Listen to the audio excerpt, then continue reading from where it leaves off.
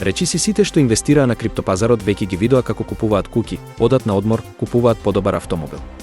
Сите графикони беа зелени, а падот на вредноста на биткоинот за половина беше на прагот.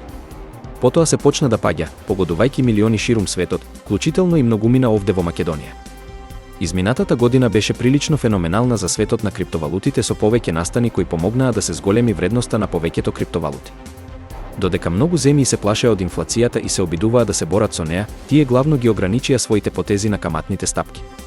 Инвестирањето во традиционални валути стана поризично за многумина, принудувајќи ги да бараат алтернативи. Цената на биткоинот се преполовува на секои 4 години, најново на 17 април 2024 година, а очекувањата обично влијаат на расположението на пазарот цели 6 месеци пред настанот. Преполовувањето е процес кој го намалува количеството на биткоин, достапен за рударство, создавајќи ситуација во која понудата на биткоин паѓа, што доведува до зголемување на цената.